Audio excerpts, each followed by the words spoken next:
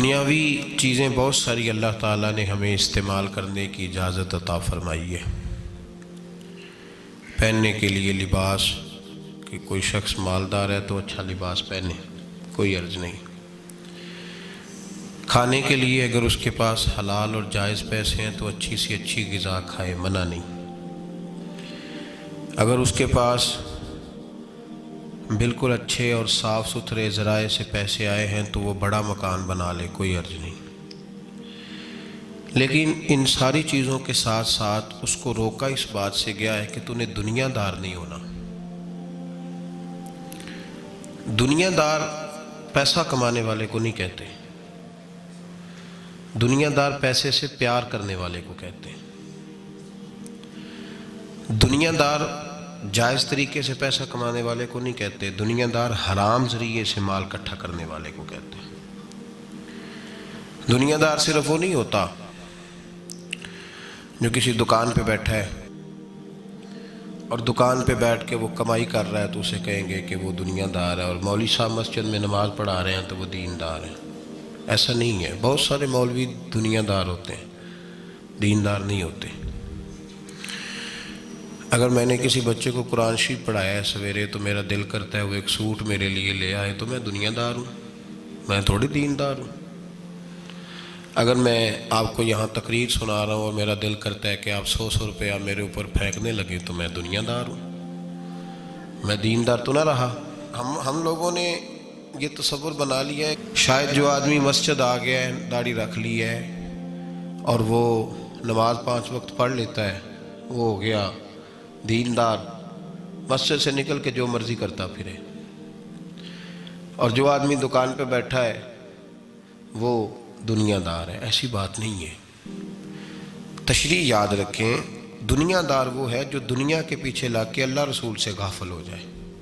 لوگ آ کے پیر صاحب سے کہتے ہیں دعا کریں کام چل جائے، تو اللہ کے بندے کے پاس آ کے اس چیز کا سوال کر رہا ہے جو اللہ نے کافر کو بھی دی ہوئی ہے، جو بغیر کلمہ پڑھنے کے اللہ نے کافر کو دے دی ہے، وہ تو بیعت کر کے مرید ہو کے وظیفہ پڑھ کے حاصل کرنا چاہتا ہے۔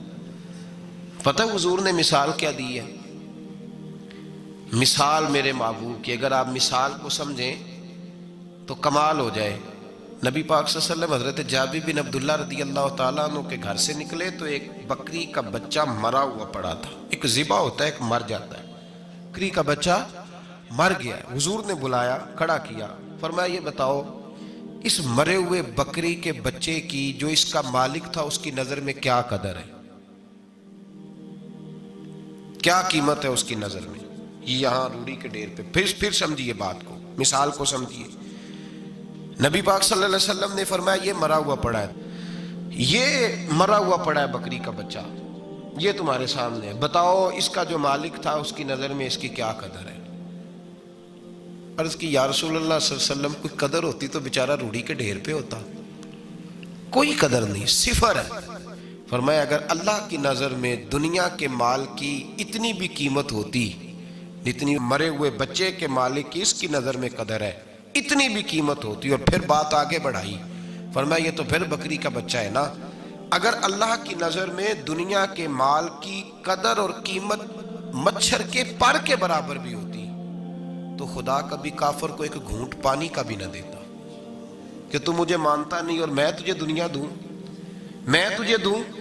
فرمایا اگر اس کی نظر میں مچھر کے پر کے برابر بھی ہوتی تو اللہ کبھی ایک گھونٹ پانی کا کافر کو۔ میں کہتا ہوں یار جو چیز اللہ نے نہ ماننے والے کو دی ہے، منکر کو دی ہے، تو اس کے لیے دعائیں کر رہا ہے۔ جو نہ ماننے والے کو اس نے دے دی تو اس کے پیچھے بھاگ رہا ہے، تو صبح و شام اس کی منصوبہ بندی کر رہا ہے۔ صوفی کے لیے، درویش کے لیے، راہ طریقت کے مسافر کے لیے، مسلمان کے لیے سب سے زیادہ یہ ہے کہ وہ زہر پیتا ہے اگر دنیا کی محبت میں جیتا ہے۔ اگر کسی دنیا دار کو دیکھ کے کسی درویش کا، کسی اللہ والے کا دل مچلتا ہے کہ یہ پیسے میرے پاس ہوتے تو اس شام اسے نماز میں مزہ نہیں آئے گا، گئی اس کی قرآن پاک کی لذت، اس کا درود میں دل کیسے لگے گا؟ تو ساری رات خواب دیکھتا رہا ڈالروں کے، یورو کے، پاؤنڈ کے، کیسے اس کی توجہ آئے گی؟ اس کو کیا پتا مکے کی لذت کیا ہے، مدینے کا پیار کیا ہے؟ اس کو یہ کیفیات نصیب ہی نہیں ہو سکتی۔ امام غزالی رحمۃ اللہ علیہ سے کسی نے کہا تو حضور یہ بتائیں کہ بندہ طریقت کا مسافر کب بنتا ہے، مسافر کب بنتا ہے طریقت کا؟ تو آپ نے فرمایا جب اس کے نزدیک سونا اور مٹی ایک برابر ہو جائے۔ میرا رب بڑا سخت امتحان لیتا ہے دنیا دار کا۔ جب بندہ دنیا داری کے پیچھے بھاگتا ہے تو اللہ اس کے لیے رستے بناتا جاتا ہے، کہتا چل لے، کتنے پیسے لے گا؟ وہ جہاں ہاتھ رکھتا ہے نا اس کو دولت ملتی جاتی ہے، دیتا جاتا ہے دیتا جاتا ہے۔ پتہ اسے تب چلتا ہے جب اللہ اس سے دعا کی لذت چھین لیتا ہے۔ پتہ اسے تب چلتا ہے جب دنیا رہ جاتی ہے۔ دنیا یہ تیرے لیے سزا نہیں کہ جس دن گاہک زیادہ آئے تم نے نماز ہی چھوڑ دی؟ یہ سزا نہیں تیرے لیے؟ تو سمجھے ہی نہیں اس بات کو۔ اللہ سزا دیتا ہے۔ تو نے اولاد مانگی، رب کریم نے دے دی، اگر تو پلٹ کے نہیں آیا تو پھر وہ اولاد تیرے لیے آزمائش ہے۔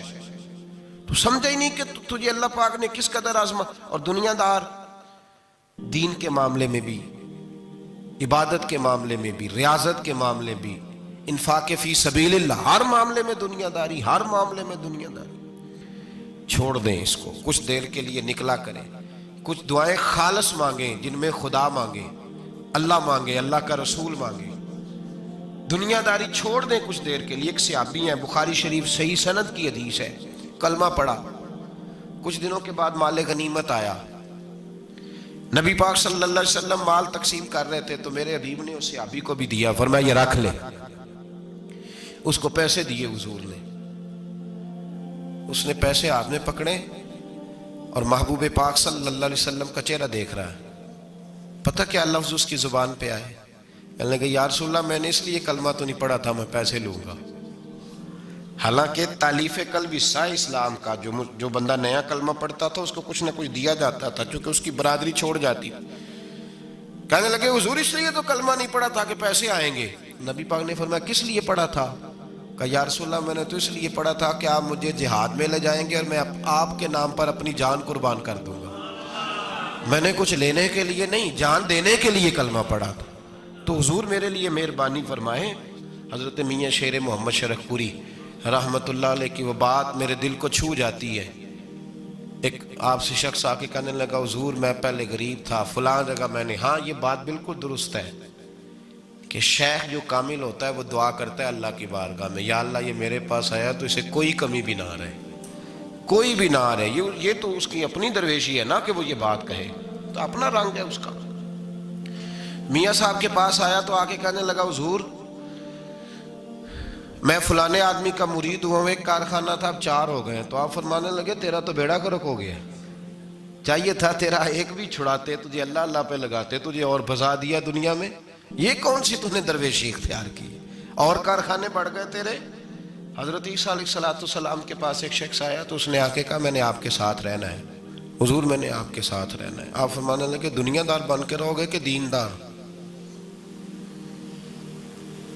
کہنے لگا جی میں دیندار بن کے رہوں گا۔ فرمانے لگے دنیا کی طلب نہ کرنا ورنہ میری صحبت میں نہیں رہ سکو۔ جناب عیسیٰ علیہ السلام نے رکھ لیا۔ آپ پہلے دن ہی کہنے لگے چل آجا روٹی کھا لیں۔ 3 روٹیاں منگائیں، اس کو ساتھ بٹھایا، فرمانے لگے میں تو ایک کھاؤں گا، تو کتنی کھائے گا؟ کہنے لگا جی میں بھی ایک ہی کھاؤں گا۔ ایک روٹی اس نے کھا لی، ایک آپ نے کھا لی، تیسری روٹی چھوڑ کے جناب عیسیٰ علیہ السلام دریا کنارے وضو کرنے چلے گئے۔ واپس آئے تو روٹی کوئی نہیں تھی۔ اللہ کے نبی تھے، جان گئے۔ رب کریم کا بندہ بھی جان جاتا ہے۔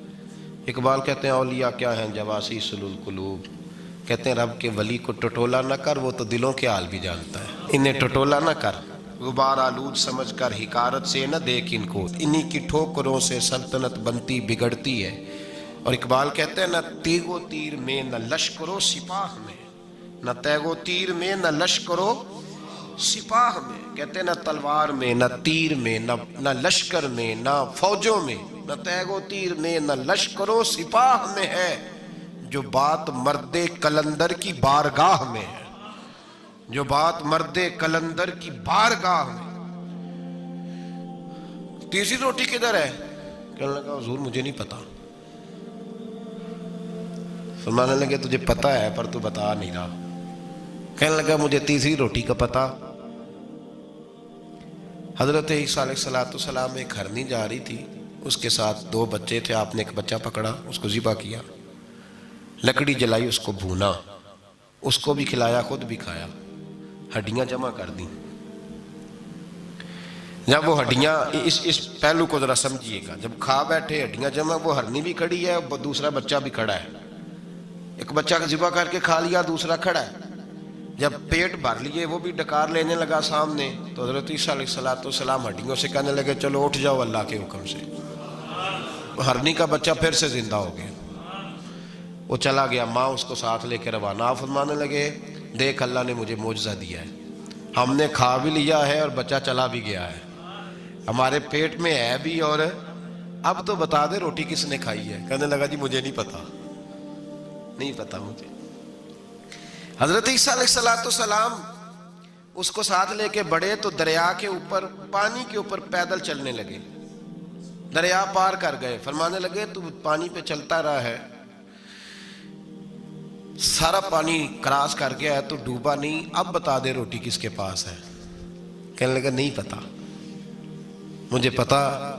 اللہ اکبر، وہ کیا خوب لفظ کہہ گئے سجادہ نشین حضرت پیر میر علی شاہ صاحب رحمۃ اللہ علیہ، بے قدرہ کچھ قدر نہ جاتی، کھیتی خوب تسلی ہو، اے دنیا دار پجاری زر دے، کتے آندے گل ٹلی ہو۔ سارا دریا اتنا بڑا دیکھتے ہیں لوگ جو آتے ہیں نا درویشوں کے پاس، بڑے رنگ دیکھتے ہیں پر بدلتے نہیں، رنگ بڑے دیکھتے ہیں پر اپنے آپ کو تبدیل، او 5 فقیروں کسے نہیں مارے آئے ہوئی چور اندر دا ہو، دیکھتے بڑا کچھ ہے بدلتے نہیں، نہ بدلا۔ حضرت عیسیٰ کہنے لگے منوا کے میں بھی چھوڑوں گا، تو مانے گا۔ آپ نے نا ریت کٹھی کی، ریت 3 حصوں میں ریت جمع کر لی اور پھر اس پر کچھ پڑھ کے پھونکا تو وہ سونا بن گئی۔ 3 ڈھیریاں تھی ریت کی، پھونکا تو سونا بن گئی۔ آپ فرمانے لگے یہ سونا تیرا، ایک ڈھیری تیری، ایک میری، اور تیسری اس کی جس نے تیسری روٹی کھائی ہے۔ کہنا جی میں ہی کھا دی، میں نہیں کھائی، یہ تیسرا اس کا حصہ جس نے تیسری، کہنے لگا میں نہیں کھائی ہے، مان گیا۔ ذرا بات کو سمجھیں، پانی پہ پیدل چلا ہے پر مانا، دنیا دار ہے نا، مانا نہیں۔ ہرنی کا بچہ زندہ ہوتا دیکھا ہے پر مانا، دنیا قابو آنے لگی ہے تو مان گیا ہے۔ کہنے لگا جی میں نہیں کھائی ہے۔ فرمایا او بھلے مانس، تجھے کہا تھا دنیا داری نہ کرنا، تجھے جناب عیسیٰ کی صحبت ملے گی، پر تو ایک روٹی پہ رہ گیا یار۔ حضرت عیسیٰ کہنے لگے تو نے ایک پیغمبر کی صحبت ضائع کر دی صرف دنیا داری کے لیے۔ فرمانے لگے میں نے کیا کرنا ہے سونا، تو تینوں کے تینوں ڈیریاں تو ہی رکھ لے، تیری ہیں، پر تو نے زیادتی کی، تو نے قیمت نہیں ڈالی ہماری صحبت کی۔ آپ اٹھ کے چلے گئے۔ صحرا کا علاقہ تھا، وہ شخص وہیں بیٹھا تھا، ابھی سمیٹ ہی رہا تھا کہ 2 ڈاکو آ گئے، تلواریں پکڑی ہوئی ہیں۔ کہنے لگے چل دوڑ جا، سونا مارا ہے، تو کدھر سے آ گیا؟ منت کی، کہنے لگا چلو مہربانی کرو، 3 حصوں میں ہے، 2 لے لو، ایک تو مجھے دے دو، ایک تو دے دو۔ منت کرنے لگا، وہ مان گئے، کہنے لگے چلو ٹھیک ہے۔ دوستی کر لی، نام پتہ پوچھ لیا، گفتگو ہونے لگی، تھوڑی دیر بیٹھے تو ایک دوسرے سے فرینک ہو گئے، بے تکلفی شروع ہوئی، تو کہنے لگے بھوک بڑی لگی ہے، روٹی تو لاؤ۔ ایک کو بھیجا، ڈاکوؤں میں سے ایک کو بھیجا کھانا لینے، وہ کھانا لینے چلا گیا۔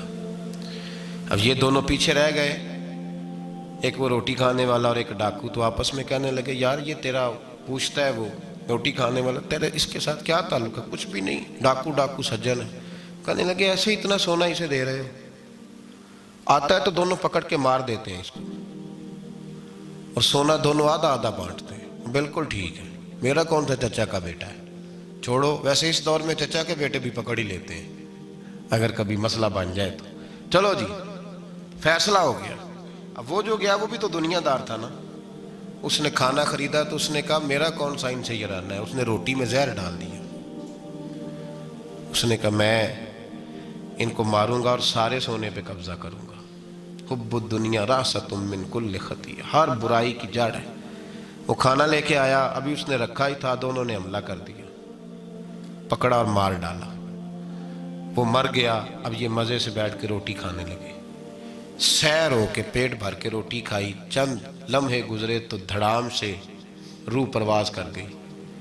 حضرت عیسیٰ 1 گھنٹے کے بعد گزرے، 3 لاشیں پڑی اور سونا ویسے کا ویسا پڑا۔ ایس ووٹی کئی خامن کیتے، جو کیتا سو کھانا، سونا ویسے کا ویسے پڑا ہے۔ جناب عیسیٰ علیہ السلام کھڑے ہو کے اپنے حواریوں سے کہنے لگے، اس کو کہا تھا تو صحبت حاصل کر، دنیا داری سے بچ، لیکن اس نے دنیا داری کو فوقیت دی، ایک پیغمبر کی صحبت کو فوقیت۔ آج نقصان یہ ہوا ہے کہ خود مرا ہے اور 2 لاشیں اور بھی اس نے ساتھ کٹھی کر لی۔ دنیا داری سے بچ جائیں، اس سے بچیں، ضرورت کی حاصل کریں، ضرورت سے زیادہ نہیں، ضرور محنت کریں، جد و جہد، حلال روزی کمائیں اللہ کے راستے میں دینے کے لیے، غریبوں کی مدد کرنے کے لیے ضرور کریں، لیکن اس کو مشن نہ بنائیں، یہ مشن نہیں۔ اگر آپ نے صبح سے لے کے شام تک 3 گھنٹے وقت گزارا ہے تو پھر آپ کا 2 گھنٹے اگر دنیا میں گزرے تو 1 گھنٹہ دین میں گزرنا چاہیے نا، ورنہ آپ کا دن ضائع ہو گیا ہے۔ کم از کم تیسرا حصہ تو دین کو دو۔ ہمارے بزرگوں نے ضمناً دنیا داری رکھی، ضمناً کہتے تھے ہم تو اتنی روزی کماتے ہیں کہ کمر سیدھی ہو سکے۔